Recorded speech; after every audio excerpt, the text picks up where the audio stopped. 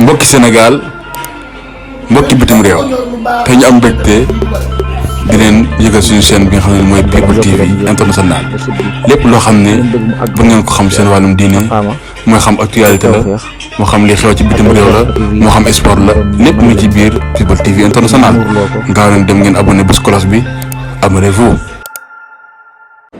ñi ngi jëflante ñi ngi commencé di def ay échange au niveau national au niveau international loolu nag ñun dañoo war a gëm suñu bopp booloo maa ngi ko doon benn maa ngi ko doon wax sëñ Abdoulaye Ndoum ak sëñ Modou Mbacke Ka di ko wax ne ko pourquoi pas ñu mën a taxawal benn foire boo xam ne nii waajtaayu tabaski lañ koy tuddee loolu mën na nekk bu ko defee kenn ku ci ne ci ñun ñu def wala ñu volontaire au moins donte kenn ku ne 10 000 francs ngay joxe mu nekk part sociale ci wàllu coopérative bi bu ñu ko dajalee dina doon am lim bu ko defee ñu mën cee jënd ay xar ay tissu designer pomme de terre soble ak bidon d'huile ak peñe ndugg def ko bu ko defee bu boobaa suñ ko boolee loolu day nekk part sociale ci coopérative bi lay dugg bu boobaa loolu noonu bu ko defee ay kii def ay entrée comme fii am na on est dans un endroit clos fii bërëb la boo xam ne nii tey jii soo fi organisé foire day jàll parce que tey boo defee entrée 10 000 képp ku bëgg a échanger nga ñëw fekk fi benn xaru 150 000 wala nga fekk fi 30 xaru 150 000 ñu ne la sa monnaie numérique bii ci nga koy échanger loolu ndimbal la bu boobaa su ñu nee entrée 10 000 ngay joxe doo ko bañ parce que boo bëggee bénéficier wu benn xar tabaski wala nga bénéficié wu saako pomme de terre saako soble bidon diw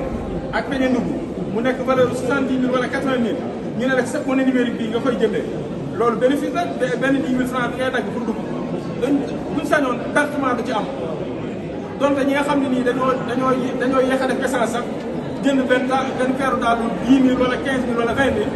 dans ce cas très tôt parce que yow yaa ngi jàppale projet bi yaa ngi jàppale monnaie numérique waaye yaa ngi jàppale coopérative li ñuy encaissé waat lépp suñu revenu bi bopp yëpp day duggaat suñu biir parce que ci kees bi lay duggaat keesu coopérative bi lay duggaat muy slogan boo xam ne nii dañ cee nekk di ko xalaat rek waaye tamit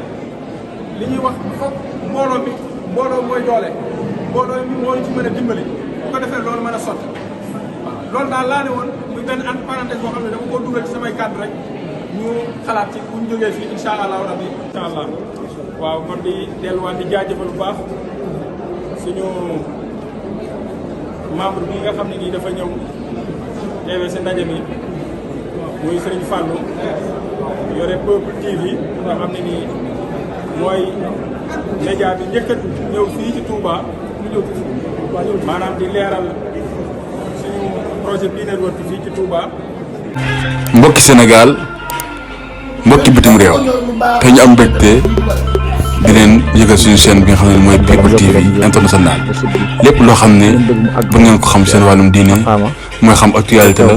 moo xam li xew ci bitim réew la moo xam sport la lépp mu ci biir People TV international